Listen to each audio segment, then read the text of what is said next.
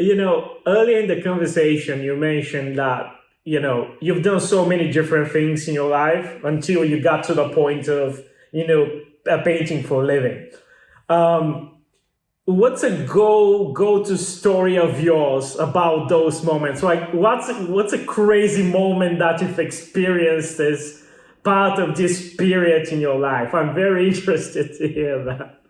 It's really hard because so many things are interconnected. And when I tell the story, I have to give you like bits and pieces. A bunch of years ago, my family was into, do you know what ammolite or ammonite is?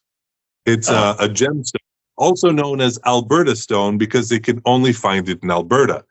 Proper geological stress, heat, volcanoes, elephants pooping on it, whatever needed to become what it became, right? Yeah. Now, my family was involved in a company that pretty much mined this stuff. And it was kind of a weird situation because a lot of it was on national and reservation lands. And you're not allowed to mine on those. Though you're allowed to build roads. And they can be pretty deep roads. Yeah. Right? Yeah. So various companies would road these minerals up. Right? Yeah. And we were involved in one of these companies, and but since it was pretty not new, but a rare commodity, they didn't have any not safeguards, but like monitors to see what's going on, all that. So I'm sitting there doing whatever I'm doing. I don't even remember, And my family turns to me and goes, "Hey, Alex, do you want to go learn how to cut and refine that stuff?" I'm like, "Yeah, sure, all right."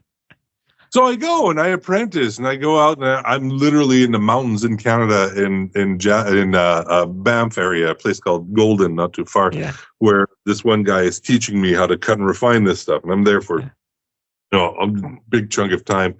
And I learned, and so I was the 32nd person on the face of the planet who can cut and refine this stuff. So now I know what to do with this rock, right? Yeah. So I come back, and we get this whole factory, and people were doing the thing, and I'm supposed to watch that they're not burning it, right? Because if you grind it too much, it heats up, and it burns the actual color off. So I'm sort of watching this, and it's pretty horribly boring. I mean, it's literally watching somebody slice a rock in half. And so I'm sitting there, I'm doing that because I got nothing better to do, right? And then my family turns around and goes, "Well, we want to make this into jewelry too, but we got nobody who knows anything about jewelry. Do you want to go learn about jewelry?" I said, "Yeah, sure, why not?" So I go, and I apprenticed for 3 years under this one guy. Who teaches me how to gold and silversmith, and I start doing designs and all this and whatever. And it's really, there's the second part of the story. And, I go and I'm doing this thing. And so now I'm controlling the rocks and I'm controlling the gold, right? Putting the rocks in the gold, and they are being sold on cruise ships.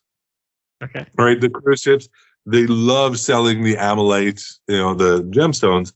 And then our business partner decided he really, really liked cocaine.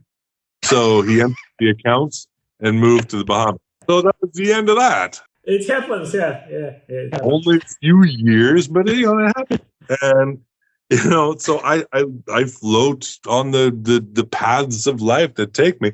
At the end of each day, I would go home and I'd paint something or whatever. But, I'd pick up all these skills. And the funniest part is that when the company was bought out by the competitors, they bought all of my designs as well that came with the thing. They still sell my designs on cruise ships. I think it's hilarious. That's amazing. I get zero credit for it, but that's okay. Well, that's the important thing. People tell me, "Why don't you sue?" I said, "Because I don't care. I think it's great. Go for it." Right? That's a great one. That's a fantastic story, I must say. I mean, I don't know. For me, that life, that sort of weird extracurricular. Yeah. I picked up how to gold, silver, platinum smith. I picked up how to cut and refine gemstones. I picked up a whole bunch of other skills and all that. And I think that's awesome because I can incorporate and use it in what I do today. Yeah, absolutely. I mean, I was just, about to say that I'm sure, this has benefited you somehow, even artistically speaking. So it all leads to who you are, No knowledge is useless knowledge. Nice. Yeah, exactly. I love collecting stupid facts, like, platypus is a monotreme, one of the only poisonous mammal things on Earth, right? Why do I need to know this? I don't, but I think it's cool. You know what? All of my friends are always like saying like, because also AQ, I also know random facts in a big volume, and I don't even do it like, consciously.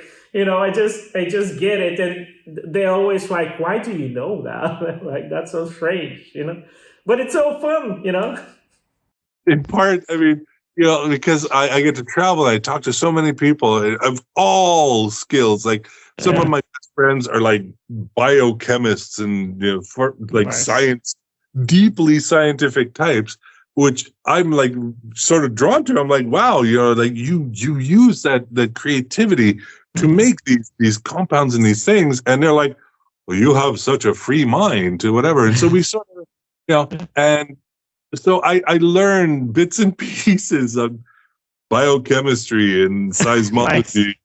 like a little bit of everything. And when I first started going out with my wife, girlfriend at the time, I would like talk and say something, and she's like, how could you, right? She's in like the medical field, and I got doctor friends all over, and they're telling me about these cutting, like, state-of-the-art procedures that are being developed. I'm like, oh yeah, that's the thing where they use this and that. And she's like, what did you read the paper? I'm like, no, I talked to the guy who wrote it. That's so funny to me because this is literally my girlfriend and I. She was like, how do you know that? Why do you know it?